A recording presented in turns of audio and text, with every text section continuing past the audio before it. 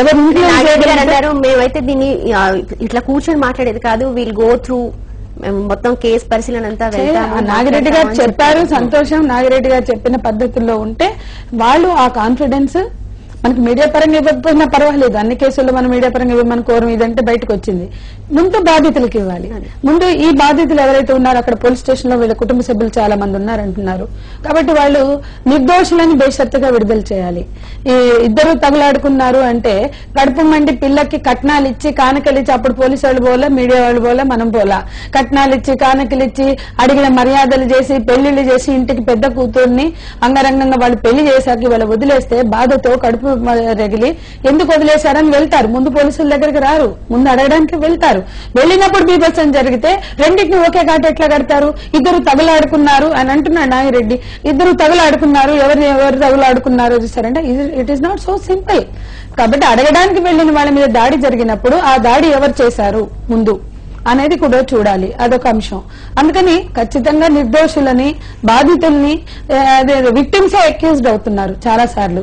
Victims ని accused చేసే పద్ధతిని మానుకోవాలి. ఖచ్చితంగా అక్యూజ్డే అంటే వీళ్ళు కొట్టినంత మాత్రం, ఒకవేళ కొట్టిందనుకోండి వీళ్ళు కొట్టినంత మాత్రాన్ని అక్యూజ్ నేరస్తుడు కాడా? విక్టిమ్సే నేరస్తులు అవుతారా? కాబట్టి మన వ్యవస్థలో బాధాకరమైన విషయం, విక్టిమ్సే చాలా సందర్భాల్లో నేరస్తులుగా చూస్తున్నారు.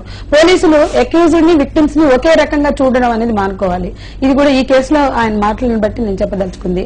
ఇక మూడో విషయం, అది తను ఆయన అన్నారు కదా మేము చూస్తాము, ఫోన్ చేసి రప్పించడానికి ప్రయత్నిస్తాము, ఒకటి అడుగుతుంది. నాకు సమాధానం నా భర్త ఇండియాకి వచ్చి చెప్పాలి. అతను ఎన్ఆర్ఐ, అతనేమో ఆస్ట్రేలియన్ సిటిజన్ కాదు అక్కడ కూర్చొని డిసైడ్ చేయడానికి.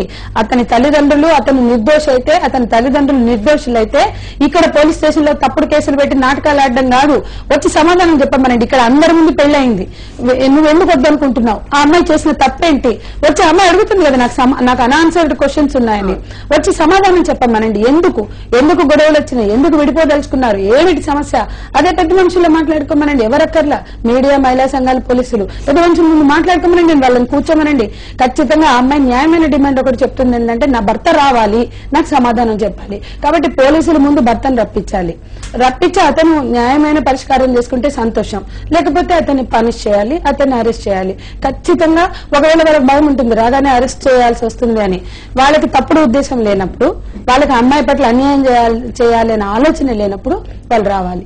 రాకపోతే రెడ్ కార్నర్ నోటీస్ ఇష్యూ చేసైనా అతన్ని రప్పించడం కోసం మన పోలీస్ వ్యవస్థ పనిచేయాలి. ఓకే సంజయ్ గారు, థ్యాంక్ యూ వెరీ మచ్ అండి వచ్చినందుకు స్టూడియోకి, అండ్ అర్చనకి ఒక డైరెక్షన్ ఇచ్చినందుకు కూడా.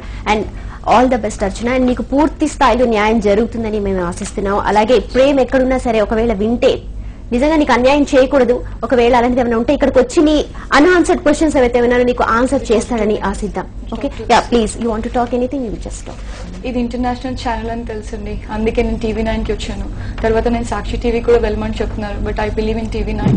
అండ్ ఎవరెవరు చూస్తున్నారో ప్రేమ్ ఎవరెవరు గుర్తుపెడతారు, దయచేసి వాళ్ళ వైఫ్ కి ఇంత ప్రాబ్లం జరుగుతుందని తెలిసి వాళ్ళ బావలకి వాళ్ళ మర్దళ్ళకి ఇంత ప్రాబ్లం జరుగుతుందని తెలిసి తను ఇక్కడ రావాలని కోరుకుంటున్నాను. చాలా చాలా ప్రాబ్లం మాత్రం క్రియేట్ చేయొద్దని చెప్తున్నాను. ఇద్దరు చెల్లెళ్ళని ప్రాబ్లం లో పడేయద్దని నువ్వు అట్లా బేలే వాడొద్దమ్మా, నువ్వు అట్లా ధైర్యం కోల్పోవద్దు. నీ చెల్లెలకి ఇండిపెండెంట్ లైఫ్ ఉంటుంది, ఇది వాళ్ళ మీద ఎందుకు పడుతుంది, మీరేం బాధపడకండి. ఫ్యామిలీ రెస్పెక్ట్ ఇవ్వద్దని కోరుకుంటున్నాను. ఇప్పటికీ కూడా ఫ్యామిలీ రెస్పెక్ట్ ఇప్పటికీ ఎవరు పార్ట్ చేస్తారో ఒక్కసారి గమనించుకోమని. నీకు చదువుకున్నావు, ఎక్కడున్నావు కూడా నాకు తెలియదు, ఆలోచించుకో, లైఫ్ పార్ట్ చేసుకోకు, ఇండియాకి రా. I'm just waiting for you, please, it's my request. Thank you so much. Okay Archana, hope Prem hears. Prem నిజంగా వింటే కనుక ఇండియాకి వచ్చి అర్చనకి తోడుగా ఉంటాడని, నీడగా ఉంటాడని, తను అడిగే కొన్ని క్వశ్చన్స్ కి సమాధానం చెప్తాడని ఆశ.